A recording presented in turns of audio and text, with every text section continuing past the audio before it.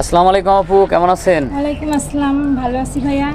আপনি কেমন আছেন? আলহামদুলিল্লাহ ভালো আছি। আপু, আজকে যেরকমভাবে আপনি শাড়ি পরেছেন, হ্যাঁ, খুবই সুন্দর লাগতেছে, খুবই কিন্তু কিউট লাগতেছে। মনে হচ্ছে যে আপনার বয়স কেবল 18। অসংখ্য ধন্যবাদ। আসলে আমরা মেয়েরা শাড়ি পরলে, কেউ প্রশংসা করলে অনেক খুশি হই, কারণ শাড়ি আমাদের একটা পছন্দের জিনিস। আর আজকে শাড়ি পরছি দেখে কারণটা বলতেছি যে শাড়ি শুধু এইভাবে পরছি, বাস্তবে এরকম বউ হওয়ার শখ, বুঝছেন? লাল শাড়ি পরছি, এরকম লাল শাড়ি পরা যদি কেউ বউ চায়, কোনো ছেলে থাকে, সেটা হতে পারে প্রবাসী, হতে পারে দেশের ছেলে। আর খুব যে বড়লোক হতে হবে তাও না, মধ্যবিত্ত হোক ছেলেটা, আমার সমবয়সী বা আমার সাথে মানাবে এরকম একটা ছেলে আমার খুব দরকার। আর এই জন্য হচ্ছে ভাইয়া আপনাদের কাছে আসছি যে আপনাদের মাধ্যমে আমি আমার কথাগুলো বলতেছি, যেগুলো আমার পরিবারের সাথে শেয়ার করতে পারি না, বা আমার পরিবারে এমন কিছু কেউ নেই। আর আমার নামটা আমি পরিচয় দিইনি, আমার নাম হচ্ছে পিঙ্কি, আমার জেলা বগুড়া। আর আমার পৃথিবীতে শুধু মা বেঁচে আছে, আর কেউ নেই, কেউ থেকেও নেই। সব আত্মীয় স্বজনের পরিচয় দিয়ে লাভ নেই। আমার পরিচয়, আমি এখন অসহায়, আমি একটা ডিভোর্সি নারী। তো হচ্ছে খুব ইচ্ছা ছিল স্বামীকে নিয়ে সারা জীবন সংসার করবো, তো ভাগ্য হয় নাই। অনেক কয় বছর আলাদা থাকলাম। এখন মায়েরও বয়স হয়ে গেছে, যে কোনো মুহূর্তে বাবা মারা গেছে, মাও মারা যেতে পারে। এই জন্য আমি চাচ্ছি যে আমার মার সামনে আমার মা মারা নিয়ে টেনশন করে, চিন্তা করে।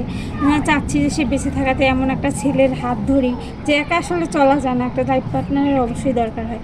আর একটা ছেলে মানুষ একা চলতে পারে না, তার বউয়ের দরকার হয়। তার যদি কোনো রকম যদি কোনো ছেলের যদি বউয়ের দরকার হয়, বা ডিভোর্স হয়ে থাকে, বা বিয়ে করেনি, বিদেশে গেছে, প্রবাসে, তো এরকম ছেলে যদি আমার এই ভিডিও দেখে থাকে বা কথাগুলো শুনে ভালো লাগে, তাহলে অবশ্যই যেন আমার সাথে যোগাযোগ করে ভাইয়ের মাধ্যমে। আপনাকে আমি আরেকটা প্রশ্ন করবো। আপনি তো অনেক দেখতে সুন্দর, অনেক সুন্দর, মাশাআল্লাহ, বা ব্যবহার, আচরণ, কথাবার্তা দেখেও তো মনে হয় আপনি একজন এডুকেটেড পারসন, রাইট নাকি? জি, আমি তো অনার্স গ্রামে কমপ্লিট করা রাষ্ট্রবিজ্ঞান নিয়ে। আচ্ছা, রাষ্ট্রবিজ্ঞানে অনার্স কমপ্লিট করছেন। জি। তো অনেক দূর পড়াশোনা করছেন, আপনি চাইলে তো ভালো একটা চাকরি করতে পারেন, বা গ্রামের এলাকায় অনেক ছেলে আছে, আপনাকে দেখে কি কেউ কখনো প্রেমের প্রস্তাব দেয়নি? আসলে একটা মেয়ে যখন ডিভোর্সি হয়, তখন প্রেমের প্রস্তাবের থেকে অনেক ছেলেরা অনেক রকম উপহাস করে, তারা হচ্ছে অনেক রকম খারাপ প্রস্তাব দেয়, টাকা পয়সা লোভ লালসা দেখায়। কিন্তু এগুলো আসলে আমার মধ্যে কোনো লোভ নেই। আমার দরকার একটা সংসারের, বৈধভাবে একটা সংসার, একটা ভালো জীবনসঙ্গী। আর হ্যাঁ, চাকরি করতে পারি বা অনেক কিছু করতে পারি, ঠিক আছে। ওই যে বললাম, আমার আত্মীয় স্বজনের পরিচয় দেই না, আমার পরিচয় আমি সাধারণ একজন নারী। কিন্তু চাকরি করতে গেলেও একটা মেয়ে যখন এক সুন্দর থাকে বা একা ডিভোর্সি শুনে, তখন ওই মেয়েটাকে কিন্তু বিয়ে না, মানে বিভিন্নভাবে ক্ষতি করার চিন্তা করে।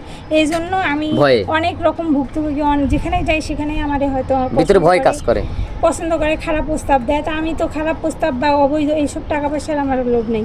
আমার ইচ্ছা আমি সম্মানের সাথে একজনের সংসার করব। এই জন্য আপনার ভয় কাজ করে যে কোথাও গেলে কি হয় না হয়, এই জন্য আপনি চাকরি বাকরি করেন না, তাই না? হ্যাঁ। যাক, অসংখ্য ধন্যবাদ। আর আমরা প্রশ্ন করবো না, আপনাকে বিভ্রান্তির সৃষ্টি করবো না। শেষবারের মতো একটা কথা বলবো, আপনি তো, আমি শুনছি গত ভিডিওতে শুনছি যে আপনার কোনো ফোন নাম্বার নাই। সবাই দেখেন, মেয়েটার কোনো ফোন নাম্বার নাই, মেয়েটা অনেক সুন্দরী। স্ক্রিনে আমাদের ইমো নম্বর দেওয়া থাকবে, হোয়াটসঅ্যাপ দেওয়া থাকবে, কেউ অযথা ভিডিও কল দেবেন না। ভালো থাকবেন, সুস্থ থাকবেন, আল্লাহ হাফেজ।